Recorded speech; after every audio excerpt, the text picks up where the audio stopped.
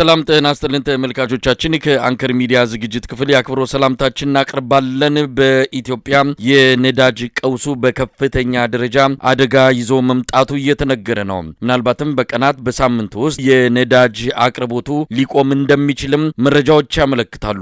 ከወዲሁ የተሽከርካሪዎች እንቅስቃሴ በአብዛኛው ተገቷል። በየመንገዱ የሚታዩ ተሽከርካሪዎች ቁጥር እየቀነሱ እንደሆነ ነው የተሰማው። ነዳጅ ለመቅዳት የሚደረገው ሰልፍ ከምንጊዜውም በላይ ጨምሯል። ይህንን ተከትሎ የሚከሰተው የሸቀጦች የዋጋ ንረትም እንደዚሁ በእጥፍ እየጨመረ እንዳለ ነው የተመለከተው። ከነዳጁ በተጨማሪ የማዳበሪያ ዋጋ በ3 እጥፍ ሊጨምር እንደሚችል ተመልክቷል። የአገዛዙ ቁንጮ አብይ አህመድ ነዳጅና ማዳበሪያ የመካከለኛው ምስራቅ ቀውስ ተከትሎ ከፍተኛ ጭማሪ ሊያሳዩ እንደሚችሉና ከወዲሁ ዝግጅት መደረግ እንዳለበት ፍንጭ ሰጥቷል። ይህ በእንዲህ እንዳለ የምርጫው ነገርም አወዛጋቢ ሆኖ ቀጥሏል።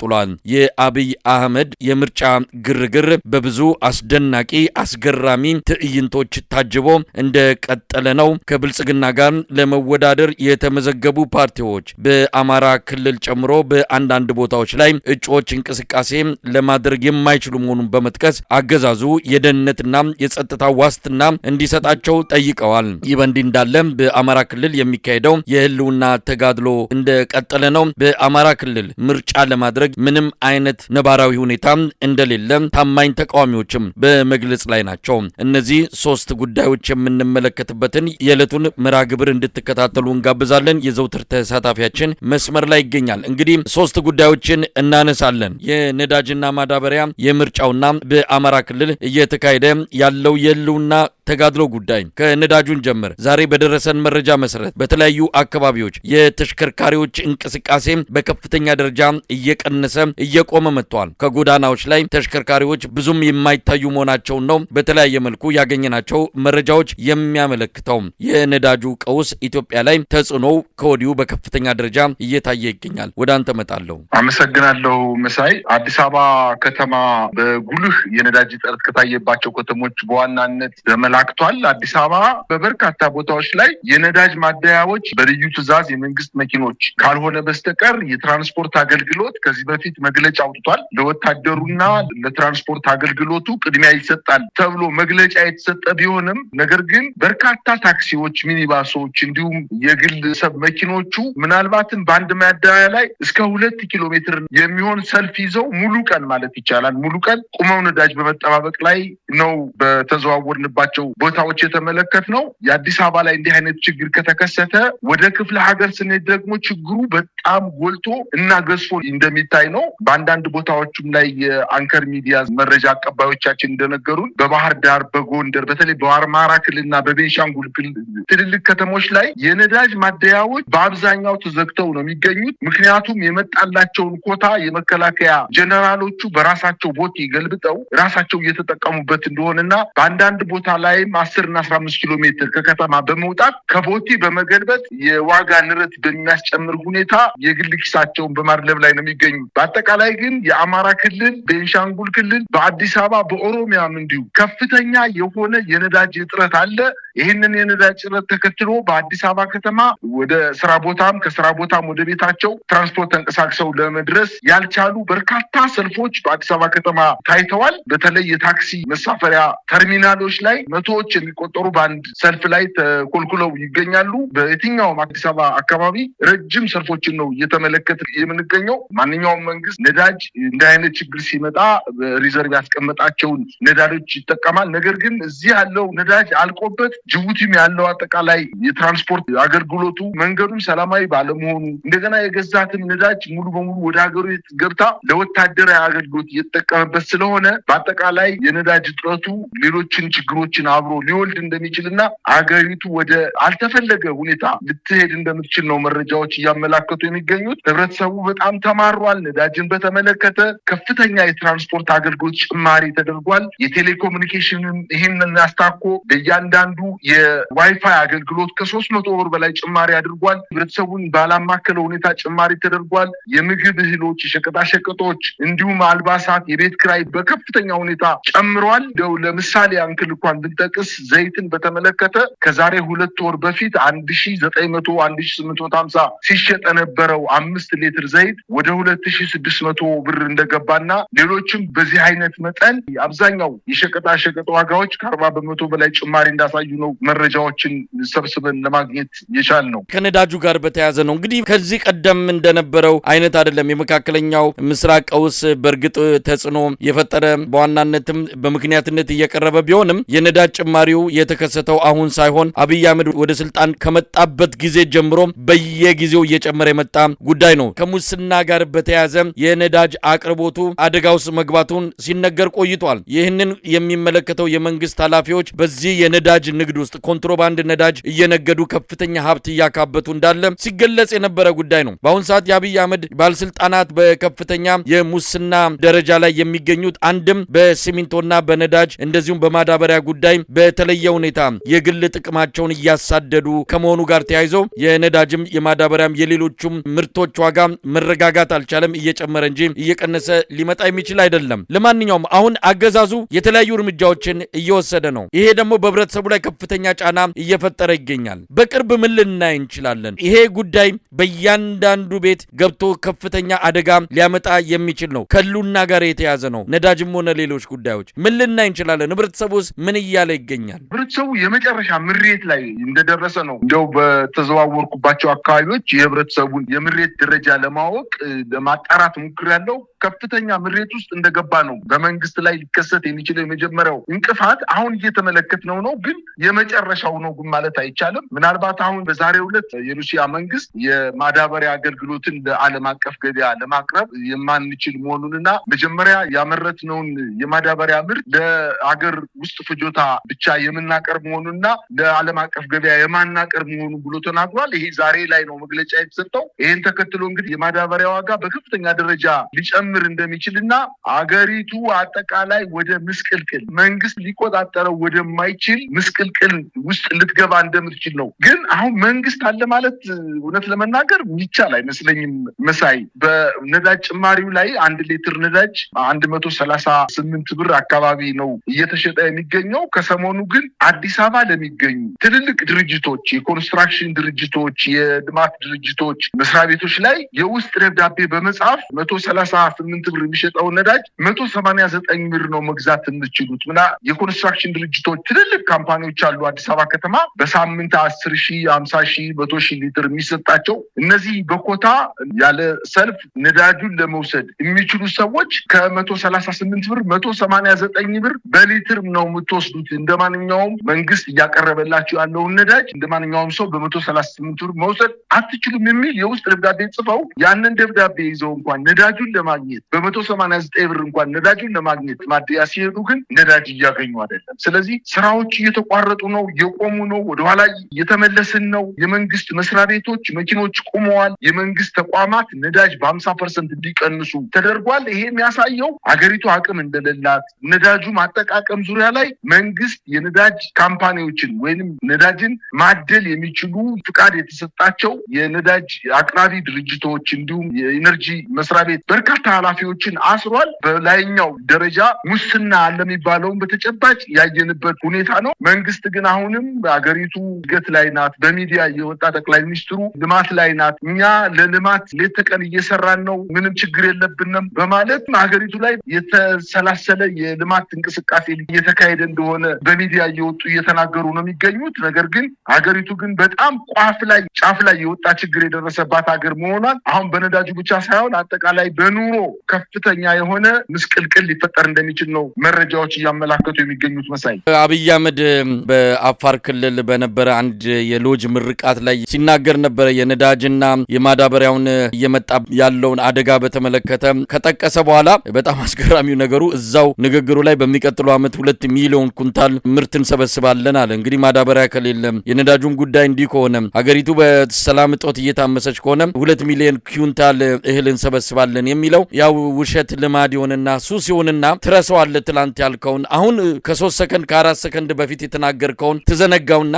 ነዳጅ ጠፍቷል፣ ማዳበሪያ አደጋ ውስጥ ነው እያልክ መልሰ 2 ሚሊዮን ኩንታል እህል እናገኛለን ለማለት ግን ምንም የማታፍርበትና የምትናገርበት ሁኔታ ያለው በአብይ አህመድ አገዛዝና በአብይ አህመድ ምላስ ላይ ነው። አሳዛኝ ነገር ነው። የኢትዮጵያ ህዝብ ሄዶ እንዲህ አይነት ግለሰብ እጅ ላይ ወድቆ የመከራ ጎተራ እየተደራረበበት የሚገኝበት ሁኔታ ነው የተፈጠረው። ለማንኛውም ሰሞኑን በአንድ ቴሌቪዥን ላይም ቀርቦ ነበረ። ቴሌቪዥን እየቀያየረ ከአንዱ ወደ አንዱ እየሄደ ተመሳሳይ ዲስኩር እያሰማ ያለበት ሁኔታ የሚቀይረው ነገር የለም። እዛም ኢትዮጵያም ቴሌቪዥን ተናገረው፣ ፋናም ተናገረው፣ ቃናም ተናገረው፣ ምንም የሚለወጥ ነገር የለም። ሁሉ ቦታ የሚሄደው አብይ አህመድ ነው። አልበም እየቀያየረ ተመሳሳይ ፎቶ መለጠፍ ሊያመጣ የሚችለው ነገር የለም። አሁንም ተመሳሳይ ነገሮችን ሲናገር ነበረ።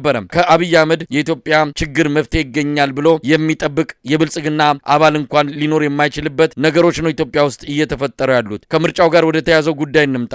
በዚህ ወቅት ላይ በዚህ ቀውስ ባለበት አብዛኛው የኢትዮጵያ አካባቢ ሰላም በሌለበት አንጻራዊ ሰላም አለበት በተባለበት የደቡብ ኢትዮጵያ ክልል እንኳን የራሱ የገዛ ባለስልጣናቱ በጥይት የሚገደሉበት ወቅት ላይ እንገኛለን። አብይ አህመድ ግን የለም ምርጫውን አካሂዳለሁ ብሎ አይኑን ጨፍኖ ቀጥሎበታል። በተለያዩ አካባቢዎች እንደምንሰማው በተለያዩ የመረጃ ምንጮችን ማረጋገጥ እንደተቻለው መራጮች የምርጫ ካርዳቸውን በተለይ መንግስት ሰራተኞች ቢሮ አስቀምጠው ወደ ቤታቸው እንዲሄዱ ሁሉ ትዕዛዝ ተሰጥቷቸዋል። የብልጽግናው አገዛዝ የመንግስት ሰራተኞች የምርጫ ካርድ እንዲያወጡ እስከታች መመሪያ ማውረዱም ተሰምቷል። በየቦታው የምንሰማው ነገር እጅግ አስገራሚ ነው። ኢትዮጵያ በምርጫ እያየች ያለችው ነገር ቧልት የሆነ ህፃናት ዕቃቃ ጨዋታም ጭምር ሊቆጠር በሚያስችሉ የተለያዩ ትዕይንቶች ታጅቦ እንደ ቀጠለ ይገኛል። ምን እየሆነ ነው?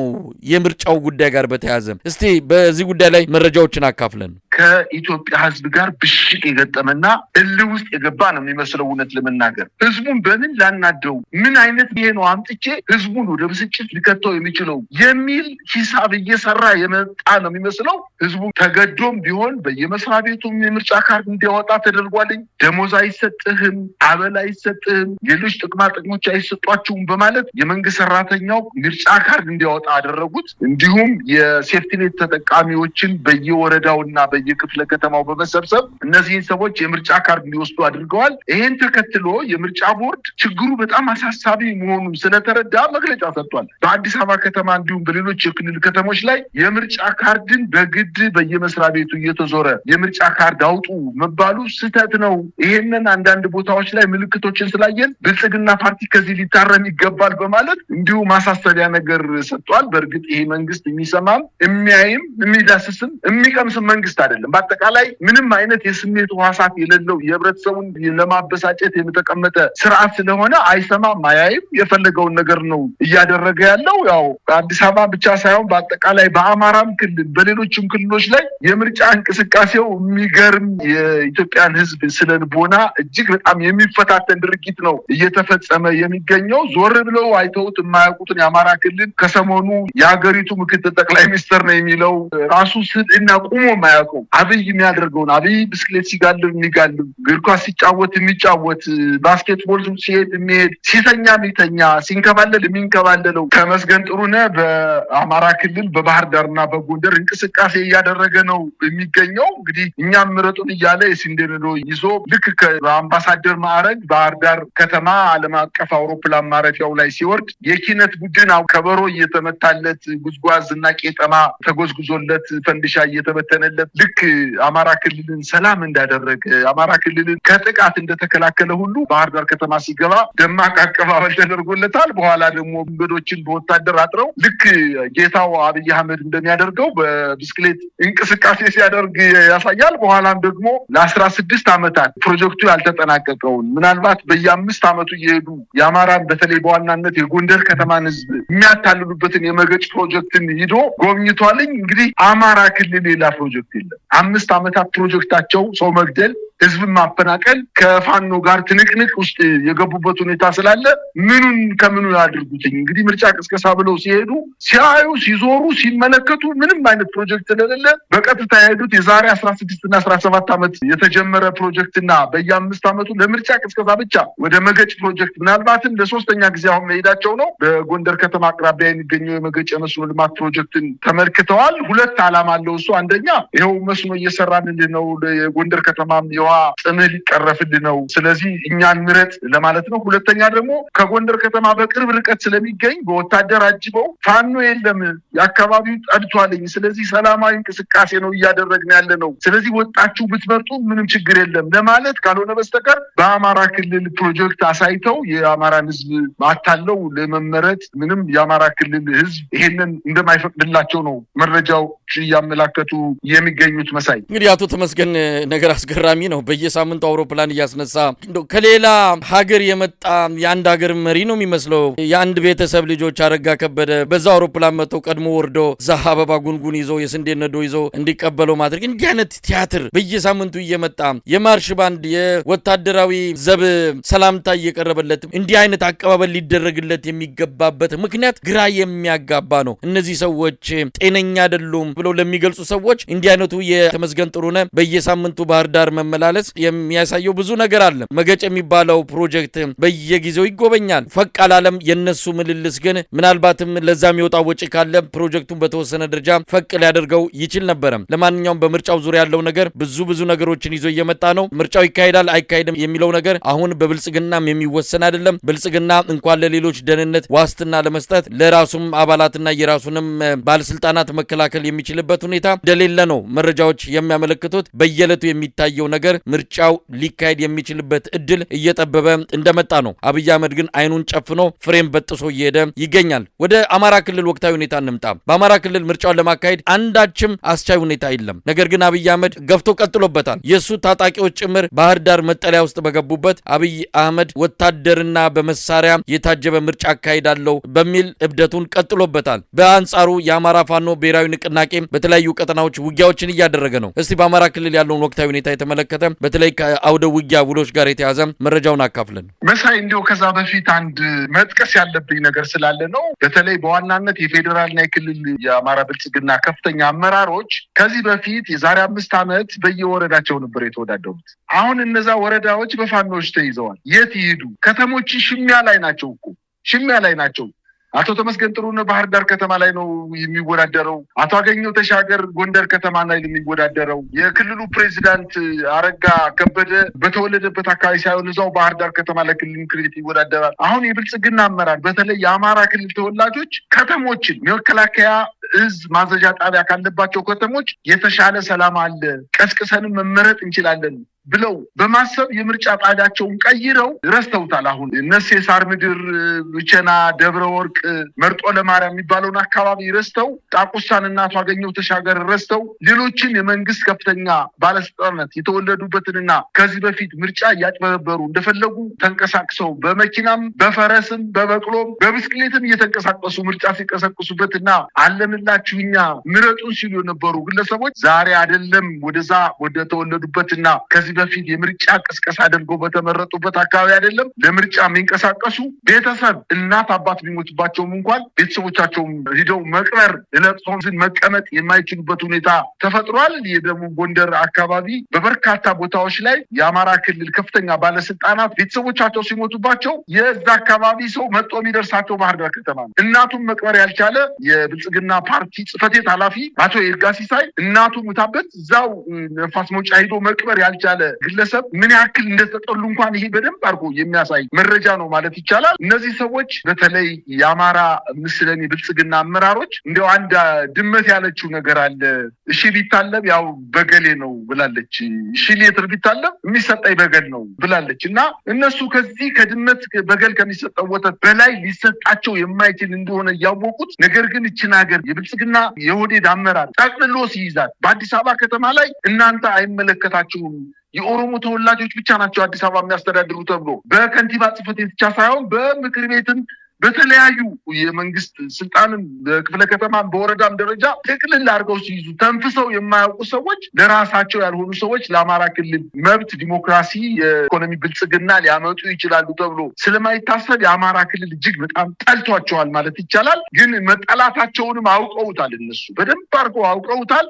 ብሽሽቅ ላይ ናቸው። እንግዲህ ምርቱ ከገለባው የሚለይበት ጊዜ እየተጠጋ ስለሆነ በአማራ ክልል ምርጫ ይደረጋል የሚል እምነት ብቻ ሳይሆን ምንም አይነት ምልክቶች አይታዩም። ወደ ጠየቀኝ ጥያቄ ሳመራ እንግዲህ የአማራ ፋኖ ብሔራዊ ንቅናቄ በምስራቅ ጎጃም ዋና ከተማ ደብረ ማርቆስ ከተማ በተከታታይ በተለይ ምርጫውን በተመለከተ የመንግስት ታጣቂዎች የአድማ ብተና፣ የፖሊስ፣ የሚኒሻ፣ የመከላከያ ሰራዊት አባላት ከሰላሙን ለማስጠበቅ በሚል ሰበብ የከተማ አስተዳደሩን የክልሉን መኪኖች በመጠቀም የምርጫ ቁሳቁሶችን ከወረዳ ወረዳ፣ ከዞን ወደ ወረዳ፣ ከወረዳ ወደ ቀበሌ እንቅስቃሴ ለማድረግ እና የመራጮች ምዝገባ እንዲሳለጥ ለማድረግ እንቅስቃሴ እያደረጉ እንደሚገኙ አፋብን ደርሶበታል። ይህም በተመለከተ በርካታ ጊዜ የምርጫ ቅስቀሳ የሚያደርጉ የታጣቂ ኃይሎች የማይመለከታቸው በመሆኑ ከድርጊታቸው እንዲቆጠቡ ማለት ማሳሰቢያ ሰጥቷል። ይህንን አናይም አንሰማም ያሉ የመንግስት ታጣቂዎች በሌሊት ነበር ሲፈጸምባቸው የነበረው ጥቃት። በዛሬው ዕለት ደግሞ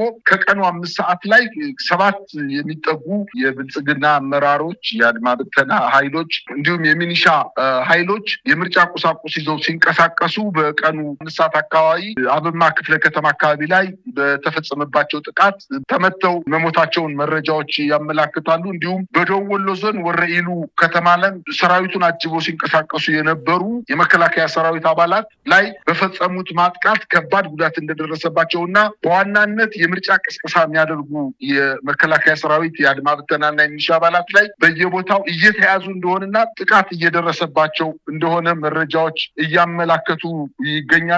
በሌላ አቅጣጫ እንዲሁ ከጋሸና ከተማ ወደ ወልዲያ ሲጓዝ የነበረ የአገዛዙ ጦር እስታይሽ ከተባለው ከተማ ላይ ሳይደርስ የፋኖ ኃይሎች በፈጸሙት የደፈጣ ጥቃት ከ50 በላይ የአገዛዙን ጦር ሙትና ቁስለኛ ማድረጋቸውንና መቄትና ዋርላን ለመያዝ እንዲሁም ስታይሽን ሲንቀሳቀስ የነበረው የአገዛዙ ጦር ወደ ጋሸና ተመቶ እንደተመለሰና ከ50ዎቹ ግን ሙትና ቁስለኛ መሆናቸውን በተደረገው ውጊያም የአገዛዙ ጦር በርካታ ተተኳሾችን አስረክቦ ተበትኖ ወደ መጣበት እንደተመለሰ ነው መረጃዎች እያመላከቱ የሚገኙት። በሌላ ዜና እንዲሁ ከወልዲያ ከተማ አቅራቢያ ሳንቃ በተባለች ከተማ ላይ የአገዛዙ ጥምር ጦር የፋኖ እንቅስቃሴ ለመግታት አሁን ከዚህ በፊት ፋኖች ነበሩ ደፈጣ እየጣሉ በአገዛዙ ጦር ላይ እርምጃ ሲወስዱ የነበሩት። አሁን ደግሞ ተገልብጦ የአገዛዙ ጦር ደፈጣ በመጣል የፋኖችን እንቅስቃሴ ለመግታት በሚል እንቅስቃሴ እያደረጉ ባለበት ሰዓት የፋኖ ኃይሎች መረጃው ቀድሞ ስለደረሳቸው በደንብ ተጠናክረው ከጉዟቸው ላለመታቀብ ደፈጣ ይዞ የነበረውን የመከላከያ ጦር